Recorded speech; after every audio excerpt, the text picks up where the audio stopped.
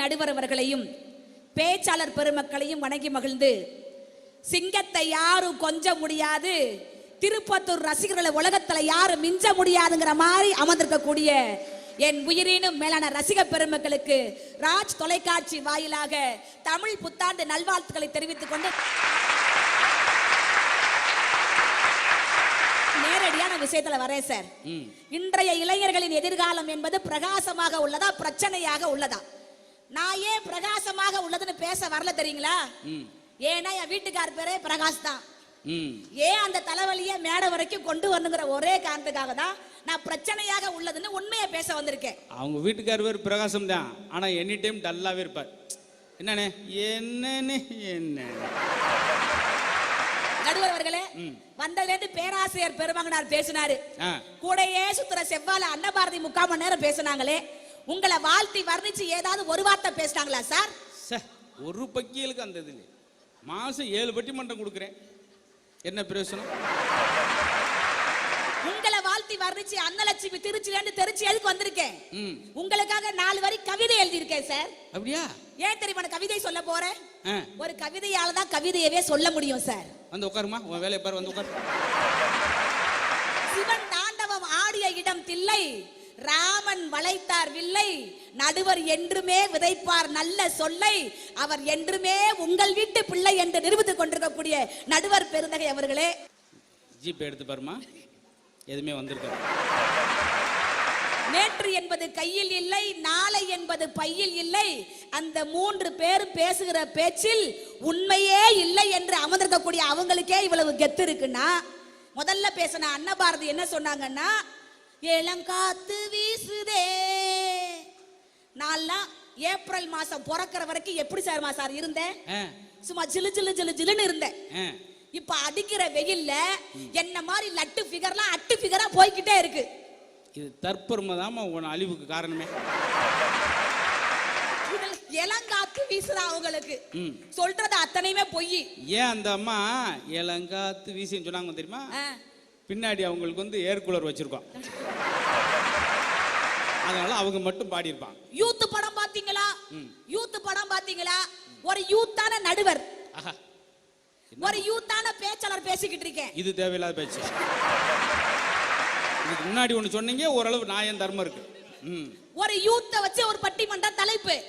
ஆனா இந்த பட்டிமன்றத்தை பார்க்கிறதுக்கு யூத் யாராவது வந்திருக்காங்களா? எப்படி வருவாங்க? அப்புறம் எப்படிங்க அவங்க எதிர்காலம் பிரச்சனை இல்லாம பிரகாசமா இருக்கும்? நல்லதை கேட்கறதுக்கே ஒரு இளைஞன் இப்ப வரமாட்டேங்கிறான். அதுதான் மிகப்பெரிய பிரச்சனையே எங்களுக்கு. ஏன் இளைஞர் நம்ம பட்டிமன்றத்துக்கு வரல தெரியுமா? ஏன்? அவன் பிரகாசம் இருக்குன்றக்காவே வரல. நடுவர் அவர்களே, இந்த யூத்னு பேசினாங்கல்ல, யூத் படம் பாத்தீங்களா? 50 கோடி வசூலாச்சு, அங்க வசூலாச்சு. அந்த படத்தை நல்லா பாத்தீங்களா? அந்த பையன் படிக்கிறதுக்காக அவங்க அம்மா பிரின்சிபல் கால்ல 110 தடவை உளுந்து கும்பிட்டு என் பிள்ளைய பாஸ் பண்ண வைங்க, என் பிள்ளைய பள்ளிக்கூடத்துல சேர்த்துக்கங்கன்னு ஒவ்வொரு பெற்றோரையும் கெஞ்ச வைக்கக்கூடிய இந்த பிள்ளைகளுடைய எதிர்காலம் எப்படிங்க பிரகாசமா இருக்கு? கைத்தட்டுங்க உண்மையிலேயே. நீங்க பரவாயில்ல மேடம், எங்கெங்க கைதட்டு நீங்களே எங்களுக்கு சொல்லி கொடுத்துறீங்க. ஆமா சார். ஏன்னா அங்க ஒரு ஆள் முழிச்சுக்கிட்டேன். இப்போ என்ன செய்யணும் இருப்பா, அந்த அம்மாவை சொல்லும். Because I am a teacher, you know. பாத்து அவர் பேராசிரியர் பேசினார்ல, பசங்க எல்லாம் தலையில குருவி கூடு கட்டி இருக்கிறானா, ஏன்னா அந்த குருவியாவது வாழட்டுமேனு தலையில கூடு கட்டி இருக்கிறானா. அட கூடு கட்ட குக்கரு, இன்னைக்கு நாட்டுல குருவியே இல்லையே, அந்த கூடை கட்டி என்ன புண்ணியன்னு கேட்கிறேன். ஆள் அது காட்டுக்குள்ள தீ ஆக்குறதுக்கு எதுக்கு இவ்வளவு பேச்சுன்னு நான் கேட்கிறேன். பசங்க எல்லாம் நல்ல பசங்களா இருக்காங்க, எவ்வளவு சாதிக்கிறாங்க. கடைசியில பாத்தீங்கன்னா மகிழ்ச்சி கருணை இல்லம்னே வச்சு ஒருத்தவங்க நடத்துறாங்களே, எதுக்கு அவங்க நடத்துறாங்க? கஷ்டப்பட்டு வளர்த்த பிள்ளைகள் பெத்தவங்களை கடைசி காலத்துல காப்பாற்ற முடியாம தவிக்க விடக்கூடிய இந்த பிள்ளைகள் எப்படிங்க பிரகாசமாக இருப்பாங்க? மேடம், உங்களுக்கு நான் பாக்குறப்ப ரொம்ப வெகுளியா இருந்தீங்களே. பயந்து ஓடுற பசுமான் நினைச்சேன், கடைசியில எதிர்த்தடிக்கிற எருமாடு நிரூபிச்சிட்டீங்களே. Same to you sir. Abu sir சொன்னாரு, எனக்கும் 65 வயசா, நாங்க மேக்கப் போட்டு ஏமாத்துறோமா? நான் படிச்ச காலேஜ்லயே 3 வருஷத்துக்கு முன்னாடி எம்ஃபில் படிச்சவர் அவரு. எனக்கே 65, அவருக்கு 75. எனக்கு முன்னாடி நான் படிச்ச காலேஜ்ல ப்ரொஃபஸரா வேலை பார்த்தவரு நடுவர், அவருக்கு 85. நீங்களே யூத்த பத்தி பேசும்போது ஒரு யூத்த பத்தி பேசக்கூடாதா சார்? அன்னைக்கு இதே மாதிரி தான் பேசி பழிச்சிட்டு கீழே விழுந்து அப்புறம் எடுத்து கொடுத்தேன். இளைஞர்கள்லாம் சொல் பேச்ச கேக்குறான் இப்பெல்லாம் ஸ்மார்ட் கிளாஸ்னு ஒன்று வந்துருச்சு சார். கொரோனா காலத்துல செல்போன் ஒரு காலம் வந்துச்சு. எல்லாம் ஜூம் மீட்டிங்ல எல்லாரும் உட்கார்ந்து படிச்சான். அந்த நேரத்துல பையனுக்கிட்ட கேட்டேன், தம்பி ஹோம்வொர்க் முடிச்சிடியானான்னு மட்டும்தான் கேட்டேன். இல்ல ஏதாவது தப்பு இருக்காக்கா? ஹோம்வொர்க் முடிச்சியான்னு மட்டும்தான் கேட்டேன். ஏன் நாளைக்கு உன் போட்டோ பேப்பர்ல வரணுமான்னு கேட்டான். இன்னைக்கு பயல்களை அடிக்கவும் முடியல, நல்லதை சொல்லி கொடுக்கவும் முடியல. இன்னைக்கு அப்படிப்பட்ட எதிர்காலத்துல வாழக்கூடிய இளைஞருக்கு வாழ்க்கை பிரகாசமா இருக்கும்னு சொல்றீங்களே, உண்மையை யோசிச்சு பாருங்களேன். தலையில ஸ்பைக்கோட சுத்துறான், இல்லன்னா தரையில பைக்கோடையே சுத்துறான். முந்தா நாள் எங்க வீட்டுல ஒரு மிராக்கல் நடந்தது சார். எங்க வீட்டுக்காரு பைக் வச்சிருக்காரு. அப்படியா? வீட்டுக்கார் காலையிலே சொன்னாரு, வீலிங் போலாம் தங்கம்னாரு. வீலிங் போலாம்னா என்ன தெரியுமா அர்த்தம்? நீ வில் கத்த போறேன்னு அர்த்தம். அதெல்லாம் இல்ல சார், என்ன மாதிரி யூத் கிட்ட கேளுங்க சார். உட்கார்ந்து பைக்க ஓட்டும் போது முன்னாடி வீல் தூக்கும்.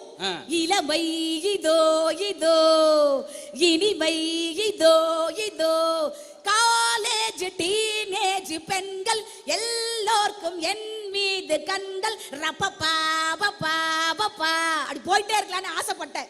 ஆர்கெஸ்ட்ரா வச்சிருக்கீங்களா? முன்னாடி உட்கார்ந்து வீலிங் பண்ணலாம்னு என் வீட்டுக்காரர் முதல்ல உட்கார்ந்தாரு சார்.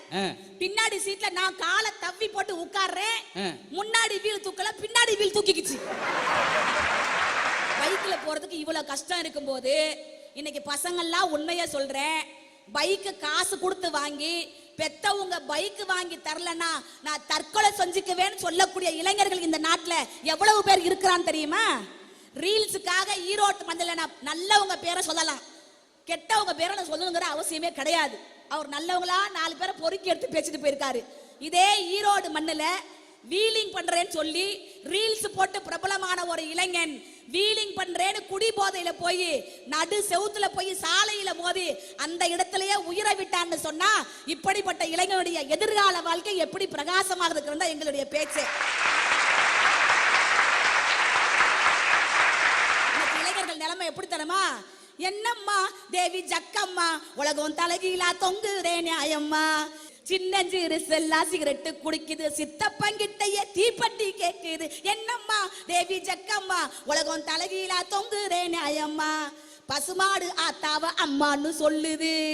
நல்லா கேளுங்க அண்ணா பாரதி, பசுமாடு அம்மாவ அம்மான்னு சொல்லுது, பச்சை தமிழன அம்மாவ மம்மின்னு சொல்லுதுங்கிற நிலைமைக்கு இன்னைக்கு தமிழன் வந்துட்டானே நடுவர்களே. இந்த எதிர்கால வாழ்க்கை எப்படி பிரகாசமா இருக்கும்னு கேக்குறேன். வந்ததுல இருந்து 2 பேரும் வெறும் பொய்யா சொல்லிட்டு போயிருக்காங்களே நடுவர்களே. ஒரே ஒரு சூழ்நிலையை யோசிச்சு பாத்தீங்களா? இன்னைக்கு எந்த நேரத்துல மழை பெய்யுது, எந்த நேரத்துல வெயில் அடிக்குது, எந்த நேரத்துல பனி பெய்யுது இருப்பதற்கு காரணம் என்ன தெரியுமா? இன்னைக்கு இயற்கை சூழலையே நாமெல்லாம் மாத்திட்டோம். யாரும் சைக்கிள்ல போறதுக்கு விரும்பல. இப்பெல்லாம் சிலிண்டர் பிரச்சனைன்னு ஒன்று வந்துருச்சு. என் வீட்டுக்காட்ட சொன்னேன், மாமா சிலிண்டர் பிரச்சனை வந்துருச்சே மாமா, நம்ம வீட்டிலே சிலிண்டர் தீந்தா என்ன பண்றதுன்னு கேட்டேன். நீ கவலையே படாத தந்தோம், அதான் வீட்டுல அடிஷனல் சிலிண்டரா நீ இருக்கிறியன்னாரு. இன்னைக்கு நாட்டுல இயற்கை சூழல் மாறி போச்சு. ஒரு காலத்துல இயற்கை வளங்களை காப்பாற்றுவதற்காகத்தான் கடவுளின் பெயரை சொல்லி இயற்கை வளங்களை காப்பாத்தினாங்க. மனுஷன் இயற்கையோடு குழந்தைகளை பெத்தெடுத்தோம். அதனால்தான் ஆத்தங்கரையில குளத்தங்கரையில பிள்ளையார வச்சாங்க, மலை மேல முருகப்பெருமான வச்சாங்க, பாம்பு புத்து பக்கத்துல மாரியாத்தால வச்சாங்கன்னு சொன்னா இயற்கை வளங்களை காப்பாற்றுவதற்காக கடவுளின் பெயரை அங்க வச்சாங்க. ஜப்பான் நாட்டை பத்தி சொன்னாங்கல்ல, ஜப்பான் நாட்டுல இயற்கை சூழலை காப்பாற்றுவதற்காக மாதத்தில் ஒரு முறையாவது எல்லாருமே சைக்கிள்ல பயணம் பண்றாங்கன்னு சொன்னா அது மாதிரி நல்ல சிந்தனைகளை இன்னைக்கு நம்ம நாட்டுல விதைச்சிருக்கோமா என்னன்னு கூட தெரியாது. இயற்கை சூழல் பாதிக்கப்பட்டிருக்கு. எல்லா மரங்களையும் வெட்டிட்டு அடுக்குமாடி குடியிருப்போடு வாழக்கூடிய இந்த இளைய சமுதாயத்துக்கு எதிர்காலத்தில் இனிமேல் சரியான சாப்பாடு கிடைக்குமா, சரியான குடிநீர் கிடைக்குமா, நல்ல தூய்மையான காத்து கிடைக்குமாங்கிற கேள்விக்குறியான நிலையில இளைஞர்களின் வாழ்க்கை பிரச்சனையாகத்தான் இருக்குமே தவிர பிரகாசமாக ஒருபோதும் இருக்கவே முடியாது நடுவர்களே. ஐடி கம்பெனின்னு ஒன்று வந்துருச்சு. என் அன்பு தங்கை அழகா சொன்னாங்க, எல்லாரும் இன்னைக்கு பசங்களுக்கு ஃபாஸ்ட் ஃபுட்னு ஒரு விஷயத்தை கேட்காமலே அவனுக்கெல்லாம் புகுத்துறோம். உப்புமா சாப்பிட்டு உசுரோட இருங்கன்னா எவனாவது கேட்கறானா? ஷவர்மா சாப்பிட்டு சட்டுன்னு போயிட்டே இருக்கான். அந்த ஹோட்டல்ல தின்னா இந்த ஹோட்டல்ல தின்னா போய் சேர்ந்துட்டான்னு. எல்லா ஊர்லயும் பாருங்க ஐடி கம்பெனில வேலை பார்க்கக்கூடிய அத்தனை இளைஞர்களும் நைட்டு 2 மணிக்கும் விடிஞ்சு காலைல 4 மணிக்கும் 5 மணிக்கு சுட சுட பிரியாணி கடையை போய் தேடி நிற்கிறார்கள் என்று சொன்னால் நிச்சயம் அவர்களின் எதிர்கால வாழ்க்கை கண்ணு 2 தீஞ்சு போச்சு, காது 2 காஞ்சு போச்சு, உடல்ல இருக்கக்கூடிய அத்தனை உறுப்புகள் எங்க போச்சுன்னு தெரியாம வாழுவான். அதான் உண்மையான விஷயம். ஒரு காலத்துல எங்க தாத்தா 12 புள்ள பெத்தாரு. அதுக்கப்புறமா பெரியப்பா சித்தப்பா 5 புள்ள பெத்தாங்க. உனக்கு ஒரு புள்ள எனக்கு ஒரு புள்ளன்னு வாழ்ந்தாங்க. நீ ஒரு புள்ள நான் ஒரு புள்ள நமக்கு ஏன் புள்ளன்னு வாழ்ந்தாங்க. இன்னைக்கு ஒவ்வொரு இடத்துலயும் மூளை முடுக்கல பூரா செயற்கை கருத்தரிப்பு மையம்னு ஒன்ன உருவாக்கி இருக்காங்க. இனிமேல் போற காலத்துல எப்படி தெரியுமா இருக்கும்? காலம் கலிகாலம் ஆஜி போச்சுடா, கம்ப்யூட்டர் கடவுளாக மாறி போச்சுடா. அந்த பாட்டை கூட விட்டுருங்க. என் வீட்டுக்கார இப்ப கேட்டு பாருங்க, லைஃப் எப்படி இருக்குன்னு கேட்டா அம்பானி மாதிரி லைஃப் இருக்கு, அன்னலட்சி மாதிரி ஒய்ஃப் இருக்குன்னு சொல்லுவார். ஆனா வாட்ஸ்அப்ல அப்படி போட்டுருந்தாரு. அடுக்கு மாடல ஏறதுக்கு தேவை லிஃப்ட், அன்னலட்சி மாதிரி ஒய்ஃப் அமைறது எவ்வளவு பெரிய கிஃப்ட் இருப்பாரு. அப்படி சொல்ல வாழ்க்கையே வெறுத்து போச்சுன்னு போட்டுருந்தாரு. ஆனா இன்னைக்கு இருக்கக்கூடிய எதிர்கால இளைஞர்களின் வாழ்க்கை எப்படி தெரியுமா? இப்பெல்லாம் செயற்கை கருத்தரிப்பு மையமும் வேணாம், பெண்களும் வேணாம். ஒரு காலத்தை கள்ளிப்பால் கொடுத்து கொண்டீங்க, கல்வி பால் கொடுத்து எங்களை எல்லாம் வளர்த்தீங்க. இனிமேல் ஃபியூச்சர்ல எதிர்கால வாழ்க்கைக்கு இளைஞர்கள் என்ன நம்ம முடிவு பண்றான்? எனக்கு பெண்களே தேவையில்லை, இப்போ ரோபோ செஞ்சு கொண்டு வந்துட்டான். ரோபோவையே கட்டி அணைத்துக்கொள், ரோபோவுடன் குடும்பம் நடத்திக்கொள், ரோபோவுடைய குழந்தையை பெற்றுக்கொள்ளுங்கிற மாதிரி வரப்போகுது எதிர்காலம். உண்மையா நடக்க போகுது. இன்னைக்கு எதிர்காலத்துல ரோபோவோடு குடும்பம் நடத்தக்கூடிய இந்த இளைஞர்களின் எதிர்கால வாழ்க்கை எப்படி இருக்குமோ என்கின்ற ஆதங்கத்தோடு தான் நாங்க 3 பேரும் பேச வந்திருக்கோம்னு சொன்னா, நடுவர் அவர்களே, இன்னைக்கு இருக்கக்கூடிய காலகட்டங்கள்ல உணவு முறையும் அவர்களுக்கு பற்றாக்குறையாகத்தான் இருக்கிறது, வாழ்க்கை முறையும் இன்று பற்றாக்குறையாகத்தான் இருக்கிறது. இன்னும் சொல்ல போனால் இயற்கையோடு சூழ்ந்த வாழ்க்கை முறையெல்லாம் மாறி இன்னைக்கு இன்டர்நெட்டோடு வாழக்கூடிய சூழ்நிலை இன்னைக்கு வந்து கொண்டிருக்கிறது என்று சொன்னால், இன்றைய இளைஞர்களுடைய வாழ்க்கை அதிகமா உட்கார்ந்து வேலை பார்க்க செல்போனை நம்ம நோண்ட நம் உயிரணுக்கள் எல்லாமே குறைஞ்சுக்கிட்டே வருதுங்கிற உண்மை இன்னைக்கு இருக்கக்கூடிய இளைஞர்களுக்கு தெரியுமா தெரியாதாங்கிறது, அந்த 3 பேருக்கு தெரியுமா தெரியாதாங்கிறது எனக்கு தெரியவே இல்லை நடுவர்களே. ஏன்னா கல்யாணம் பண்ணி குழந்தை பெற்று அவங்களா குடும்பமா வந்துட்டாங்க. கேள்வியே எதிர்கால இளைஞர்களின் வாழ்க்கை பிரகாசமா இருக்குமா இருக்காதாங்கிறதா நிதர்சனமான உண்மையா. ஒரே ஒரு கேள்வியை கேட்டிருக்கீங்க. ஒரே ஒரு விஷயம்தான், இன்னைக்கு இருக்கக்கூடிய சூழ்நிலையில எதிர்காலம் எப்படி இருப்பதற்கு பெண் பிள்ளைகளை எப்படி பாதுகாக்கணுங்கிற விஷயத்தை பெற்றோர்கள் சொல்லி கொடுத்து முதல்ல வளருங்க. இன்னைக்கு எல்லாம் இன்ஸ்டாகிராம்ல போட்டோ போடுறாங்க, ரீல்ஸ் போடுறாங்க. கண்ணுக்கே தெரியாத இது போன்ற ஆண் நட்புகள் பெண்களின் வலையில் வந்து சிக்குகிறார்கள். யோசிச்சு பாருங்க, ஆண் நட்பை தேடிக்கொள்வதில் எந்த தவறுமே கிடையாது. எந்த ஆண் நட்பு சிறந்த நட்பு தெரியுமா? ஒரு பெண் பிள்ளைக்கு எனக்கு தெரிஞ்சு ஒரு பெண் பிள்ளையின் திறமையை வர்ணனை செய்யாமல் எந்த இளைஞன் ஒரு பெண்ணின் அங்கங்களை வர்ணனை செய்கின்றானோ அவன் சிறந்த ஆண் நட்பாக ஒருபோதும் இருக்கவே முடியாது. வலைதளத்தில் இன்று பெண்கள், இளம் பெண்கள் சிக்கி தவிக்கிறார்கள் என்று சொன்னால் தயவு செய்து பெண் பிள்ளைகளுக்கு சொல்லி வளருங்கள்.